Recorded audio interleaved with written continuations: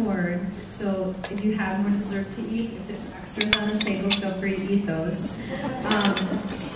So it is every year we do this Torch Award, and unfortunately again this year we're doing it posthumously.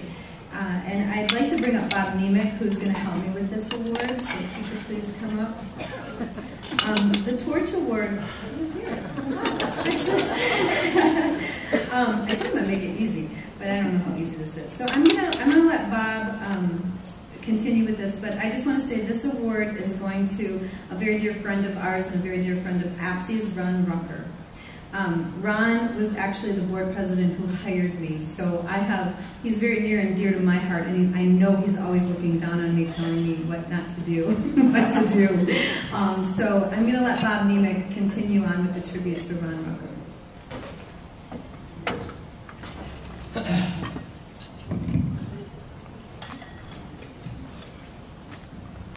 Ron Rucker was my best friend. He was a guy that saw something in me that inspired him to convince me to change careers and enter this field. I'm proud to say I'm not the only one whose career and life Ron changed. In 1974, Ron literally walked off of a ladder while installing a smoke detector and right into a job at Hillcroft Center in Muncie, Indiana. It says on the thing, Allentown, PA, and Ron's an Indiana boy. Okay, so just let you know. Ron began his career over at Hillcroft by molding a group of actors with disabilities into a touring theater company. Using improvisational techniques that Ron had learned at Ball State University, he helped this group of actors tell their stories about what it meant to them to have a disability. They told of their hopes and their dreams, to live on their own and maybe get married. But to a person, they spoke about wanting to have a job, a real job that paid good money. This was back in 1975, 1976.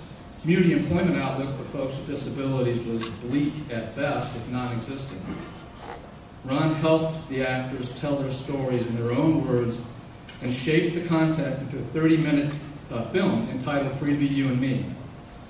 He was able to secure funding from the National Endowment for the Arts and the Indiana Arts Commission to have the film printed and distributed. We don't know where it is now, but I really sure wish I could see it again. It was during that time that our paths first crossed, as Ron enlisted my skills as the technical director of the Muncie Civic Theater to assist with some of the production aspects. He also introduced me to Raymond, one of the actors. Raymond became my right-hand man during the production duties, helping me to move scenery pieces. This was just a temporary stop for Raymond because what he really wanted to be was a rock star. And he would tell you that anytime he had the opportunity. But it was Raymond's desire to live an ordinary life and have what everyone else had that made a huge impression on me. The Human Tree Players, as they were called, was but one of the innovative ideas that Ron introduced to our field or to human services. Ron had a way of putting things into practice, whether it was his original idea or something that he ran across that inspired him. But he was always trying. Wait a minute, I think I missed the page. Yeah, I'm hanging out here. He was always trying to help others realize their dream. Ron also created something called the Growing Concern Greenhouse in Connersville, Indiana. This was yet another time that Ron convinced me to move my family and come to work with him on another one of his wild ideas. The Growing Concern would be a working business, and it would be owned and operated by the people who were receiving services at what was then called the Fate Center, and I'm not kidding you, it was called the Fate Center, which is later known as Landmark in Connersville. People would grow plants and vegetables, stock the retail space, and staff the cash registers. And this was back in 1980, so this was pretty innovative stuff. The Growing Concern Greenhouse was on the road to success until funding changed, and the business never did turn a profit. But it was during those years in Connersville that I discovered my affinity for working with people who had disabilities, as Ron kept encouraging and pushing me to learn more.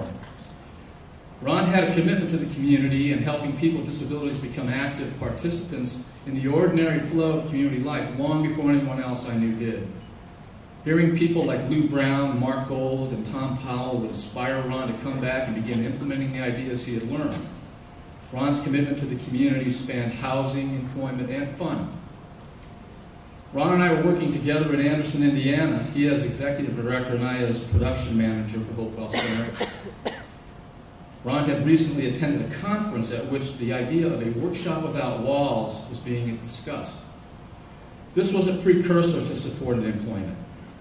He came back all excited about how we would help people with the most significant disabilities become employed in the community, and as usual, wanted to enlist my help to make it happen. I, being of the sheltered employment mindset at the time, mea culpa, told Ron he was full of it, and began to recite a litany of reasons why this was a bad idea and how it couldn't possibly happen. Unfortunately, we all still hear that same litany being uttered today by those who would defend segregated services and sheltered employment. Well, Ron was persistent, a hallmark of his being, and kept after me to change my thinking. He even sent me to Miami to attend a niche conference, presumably to learn how to get government contracts. Little did I know that his real reason for sending me was to hear a gentleman named Bob Persky talk about circles of friends and the power of community. Once I heard Bob Persky speak, I was forever changed and blew out the rest of the conference. I was feeling a little guilty about sitting around the pool enjoying the Miami weather and an adult beverage or two instead of going to conference sessions. I worried what was going to happen when I came back to tell Ron that I couldn't do sheltered employment anymore or try to get niche contracts. So when I returned from Miami, I walked into Ron's office to give my report and break the bad news. He looked up from his desk, smiled, and said, "Good. I was hoping that would happen. Now we can get to work."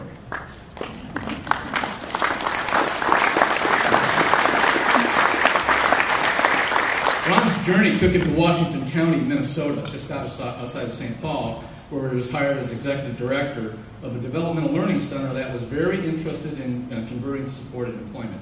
This was in 1986, when supported employment was still a fledgling idea. Ron knew that he needed help to make community-based employment a reality, so once again, he called and convinced me to move my family from Indiana to St. Paul. I vaguely remember him telling me how this was going to be a great adventure, and how we would, and all the great things we do in Minnesota, and how that we could do things that we had talked about here in Indiana, but weren't able to do, and how we'd help so many people get into the community, and so how could I resist? Ron's vision and persistence changed the face of employment in Minnesota. He refused to take no for an answer, sometimes yes for an answer. But his ability to talk to people in government, families, and individuals who receive services helped to make those visions realities. We established one of the earliest supported employment programs in Minnesota, East Suburban Resources, where we worked one person at a time, regular wages and regular businesses. Ron cleared the way for the staff to do the work, and he hired me to teach them how. It was a great partnership, and the organization was succeeded on a fast track, perhaps too fast. ESR was one of the first day training programs in Minnesota to receive VR funding, and was also awarded 2 grants by the Minnesota Supported Employment Project, which helped us fuel the success that we had.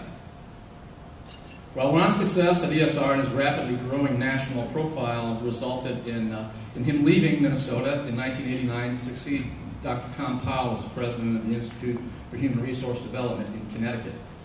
IHRD was one of the preeminent training and consulting entities on supported employment in the nation.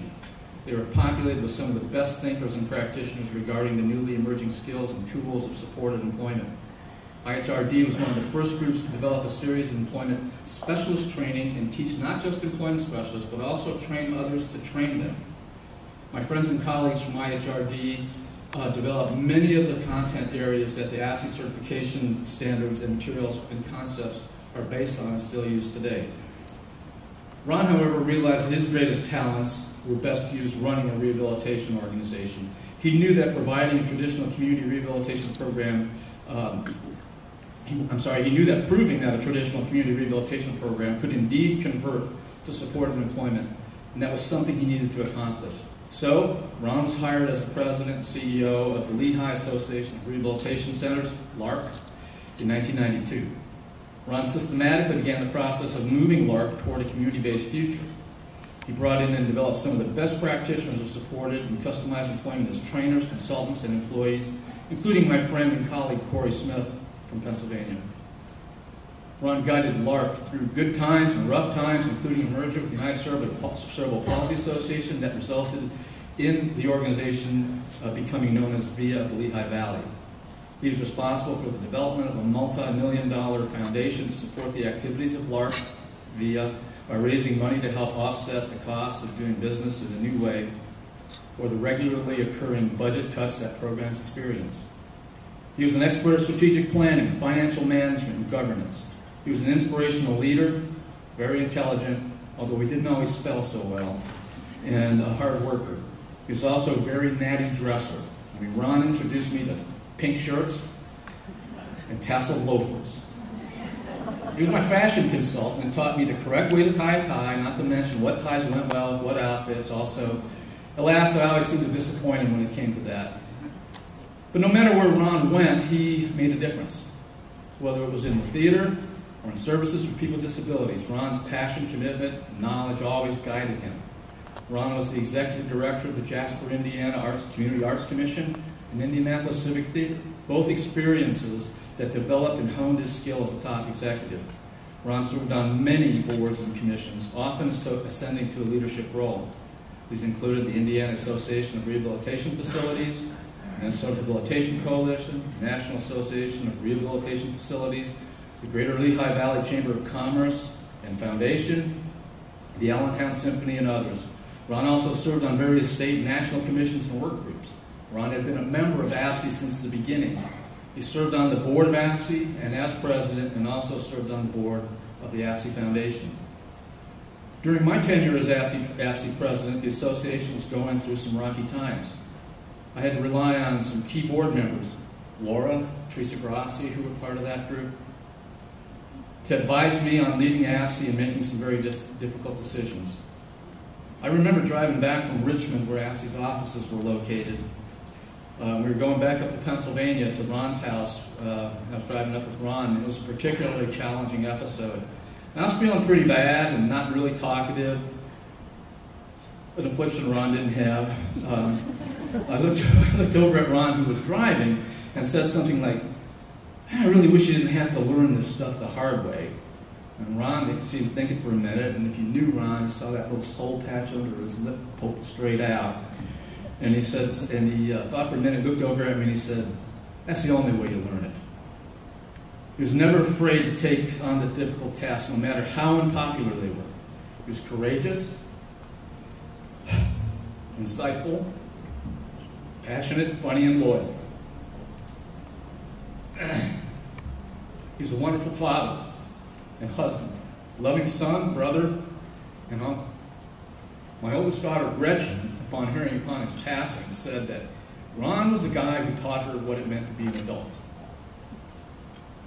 He was an avid runner, patron of the arts, art collector, gourmet cook. He was my mentor, co-conspirator, traveling companion, and the reason I do what I do today. Most importantly, though, he's my best friend, and I miss him every day. So it's with great honor that we present this award to Ron's family, his wife Ann, and his whole family's right down here, his brother and sister and their kids and some friends, and all the people who, on behalf of all the people that Ron is like, who's like Ron changed. So Ann,